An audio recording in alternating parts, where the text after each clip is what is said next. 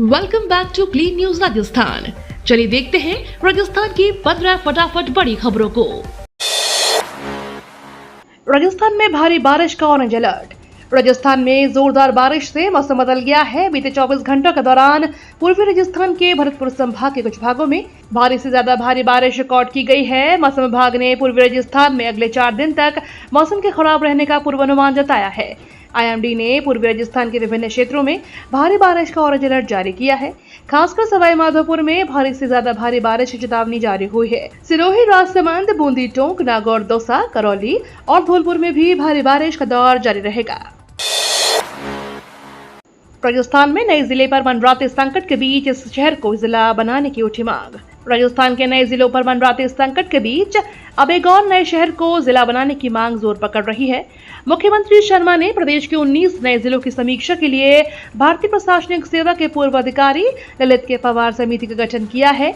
ऐसे में माना जा रहा है कि भजनलाल सरकार 1 दर्जन जिलों को रद्द कर सकती है। इस बीच भीनमाल को जिला बनाने की मांग उठ रही है। भजनलाल ने किया सम्मान निधि योजना का शुभारंभ।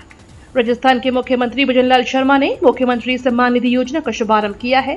योजना में पहली किश्त 1000 रुपए की है। प्रदेश के 65 लाख किसानों के खातों में 1000 रुपए ट्रांसफर किए गए हैं।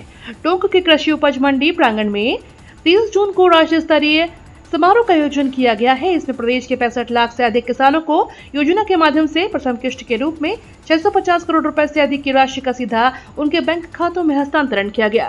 भजनलाल सरकार ने कहा कि 80 करोड़ से अधिक किसानों को 350 करोड़ रुपए जारी हुए हैं।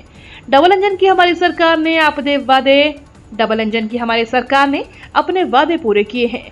किसान हित और समृद्धि के लिए काम किया है। सचिन पायलट ने सीएम भजनलाल को लिखा पत्र।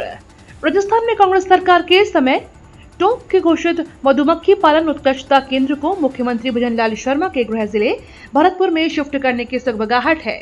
टोंक विधायक और कांग्रेस के राष्ट्रीय महासचिव सचिन पायलट ने मुख्यमंत्री भजनलाल शर्मा को पत्र लिखकर मधुमक्खी पालन उत्कृष्टता केंद्र को टोंक से भरतपुर शिफ्ट करने की कवायद पर कड़ा ऐतराज जताया है।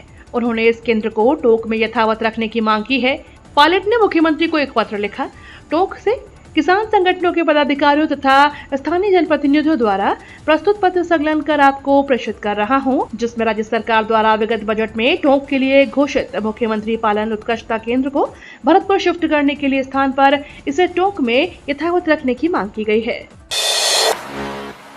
गारंटी पीरियड में सड़क खराब होने पर ठेकेदार से करवाएं ठीक।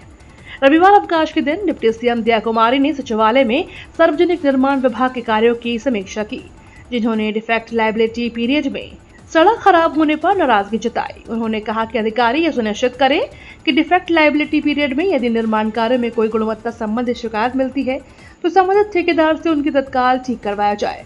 डिप्टी सीएम दिया कुमारी ने कहा, कई बार ऐसी शिकायतें मिलती हैं कि सड़क बनाने के लिए कुछ दिनों बाद ही खराब हो गई।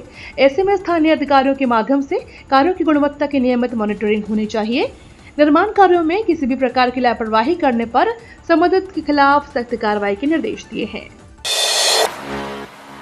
विपक्ष की आवाज दबाना चाहती है भजनलाल सरकार। राजस्थान के पूर्व सीएम अशोक गहलोत ने पूर्व विधायक संयम लोढ़ा पर एफआईआर दर्ज करने की सीएम भजनलाल पर निशाना साधा है। उन्होंने एक्स पर लिखा, पहले पीसीसी प्रदेशाध्यक्ष गोविंद डोटासरा एवं नेता प्रतिपक्ष टीकाराम जूली के खिलाफ कोटा में एफआईआर, अब सिरोही में पूज्य संत पोमची महाराज की पत्नी के हत्यारों को पकड़ने के लिए किए गए शांतिपूर्ण प्रदर्शन में पूर्व विधायक संयम लोढ़ा के खिलाफ एफआईआर दर्ज करना दिखाता है कि राज्य सरकार इन मुकदमों से अपनी असफलता छिपाना और विपक्ष की आवाज दबाना चाहती है। इस तरह के फर्जी मुकदमे कायम करने की बजाय पुलिस को हत्यारों को पकड़कर पीड़ित पक्ष को न्याय सुनिश्चित करवाना चाहिए। नाथ संप्रदाय सनातन धर्म का महत्वपूर्ण पंथ। राजस्थान के कोट कासिम के लाडपुर में स्थित बाबा सोमनाथ मंदिर में रविवार को कैलाशवासी बाबा सोमनाथ की 24वीं पुण्यतिथि समारोह मनाया गया। इस कार्यक्रम में यूपी सीएम योगी आदित्यनाथ उपस्थित हुए। यूपी के सीएम योगी आदित्यनाथ ने कहा कि मुझे इस कार्यक्रम में आने का सौभाग्य प्राप्त हुआ। राजस्थान भक्ति और शक्ति की धरती है। यहाँ अरावली की पहाड़ियों से अनेक संतों ने तपस्या की। हम सबका मानना है कि सनातन धर्म भारत की आत्मा है। नाथ संप्रदाय भारत के सनातन धर्म का महत्वपूर्ण पंथ है। अनेक उपासना पद्धतियां हो सकती हैं, पर सब एक हैं। मंत्री किरोड़ी लाल बोले, जिसको जिताया है उसका ठिकाना भी पता चल जाए तो मैं राजनीति छोड़ दूंगा। मंत्री किरोड़ी लाल मीणा ने टोंक सवाई माधोपुर लोकसभा सीट पर भाजपा की हार को लेकर एक बार फिर से अपना दर्द बयां किया। किसान सम्मान निधि योजना के शुभारंभ पर रविवार को आयोजित समारोह में उन्होंने कहा, आपको कहकर जा रहा हूं, जिसको आपने जिताया है उसका 5 साल में फोन नंबर और ठिकाना भी पता चल जाए तो मैं राजनीति छोड़ दूंगा। टोंक की जनता ईआरसीपी को भूल गई और 10 साल तक सेवा करने वाले सुखबीर सिंह जौनपुरिया को हरा दिया। उन्होंने कहा कि जनता ने सोचा कि भाजपा 400 पार चली गई तो वह आरक्षण खत्म कर देगी और वह कांग्रेस के बहकावे में आ गई और चुनाव हरा दिया। सीबीएसई बोर्ड जल्द जारी कर सकता है सीटीईटी का एडमिट कार्ड। केंद्रीय माध्यमिक शिक्षा बोर्ड जुलाई में आयोजित होने वाली सेंट्रल टीचर एलिजिबिलिटी टेस्ट का एडमिट कार्ड जारी कर सकता है। उम्मीदवार जो भी सीटीईटी 2024 परीक्षा के लिए शामिल होने वाले हैं, वे आधिकारिक वेबसाइट के जरिए अपना एडमिट कार्ड डाउनलोड कर सकते हैं। यह परीक्षा 7 जुलाई 2024 को 2 पालियों में 2.5 घंटों की अवधि के दौरान आयोजित होने वाली है। पेपर 2 की परीक्षा सुबह 9:30 बजे से दोपहर 12 बजे तक आयोजित की जाएगी, जबकि पेपर 1 दोपहर 2 बजे से शाम 4:30 बजे तक होगा। नीट यूजी का एग्जाम अगले साल किस मोड में होगा आयोजन? नीट यूजी परीक्षा का पेपर लीक होने के बाद इसकी सत्यनिष्ठा पर सवाल खड़े हो गए हैं। पेपर लीक का यह मामला सड़कों से होकर संसद भवन के गलियारों तक पहुंच गया है।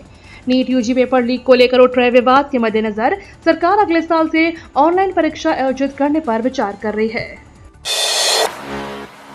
केंद्रीय विद्यालय में नौकरी पाने का मौका। केंद्रीय विद्यालय में नौकर की चाहत रखने वाले उम्मीदवारों के लिए अच्छा मौका है। इसके लिए केंद्रीय विद्यालय कुलगाम ने टीजीटी, कंप्यूटर इंस्ट्रक्टर, पीआरटी और स्पेशल टीचर के पदों पर भर्तियों के लिए वैकेंसी निकाली है। अगर आप भी इन पदों पर संबंधित योग्यता रखते हैं तो केंद्रीय विद्यालय अमीनू कुलगाम की आधिकारिक वेबसाइट aminu.kvs.ac.in के जरिए आवेदन कर सकते हैं। इन पदों के लिए आवेदन प्रक्रिया शुरू हो चुकी है। कोहली और रोहित के बाद जडेजा ने भी लिया टी20 अंतर्राष्ट्रीय से संन्यास।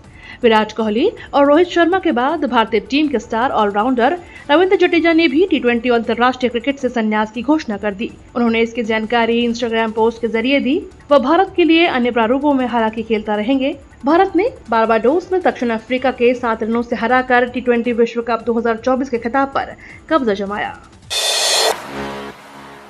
नीट यूजी री एग्जाम के लिए फाइनल आंसर की हुई जारी।